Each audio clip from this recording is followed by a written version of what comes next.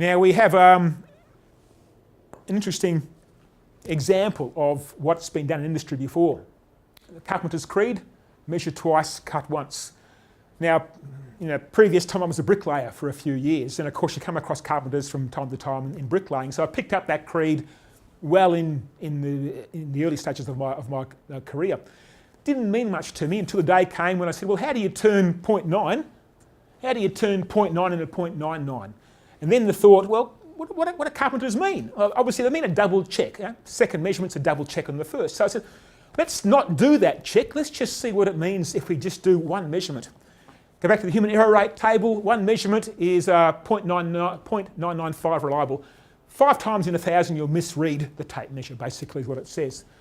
Well, 5 in 1,000 is the same as 1 in 200. So a carpenter, you can imagine a carpenter cutting his piece of, measuring, cutting, 40, 50 times a day. So on average, about once a week, because the carpenter misreads, he will scrap the job. He'll mark it in the wrong place, cut it, and say, damn, this is not going to work for us, and toss it away. But the advice is measure twice. So I do. Let's model what that means. What they're saying is do a double check on your first measurement. So now if I do a double check, I'm actually doing a parallel activity. I'm double checking this arrangement here. Now I measure once and measure twice. So they are done in series. But the logic, the reliability block diagram of that logic is a parallel activity. I'm double checking my first measurement. Now this measurement too can be done wrong. I'm using the same tape measure, it can be done wrong. But once I have a double check on my original task, my reliability of that activity of a series of 2, I've got to do 2 things wrong now, one after the other, much less likely. I'm down to 1 in 5,000. So I've gone from 1 in 200 to 1 in 5,000. So from once a week to once in every 20 weeks. And all I've done is do a double check.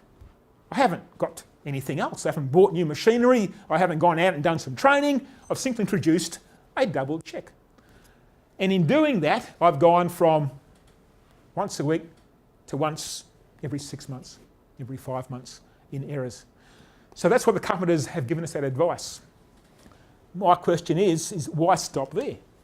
Can you pick up the wrong piece of wood and mark the wrong piece of wood? Of course you can. Can you mark the wood in a bad way? Instead of marking it square across an angle of 1 or 2 degrees, you can't pick up with your eyes. It can happen. Can I cut the wood and actually destroy the wood as I'm cutting with a badly sharpened saw, for example? Sure. So to me, just double checking the measurement isn't enough. But the thinking's right. This double check creates huge decrease in error. And that thinking should apply at every single process step because it works. And all that is a double check.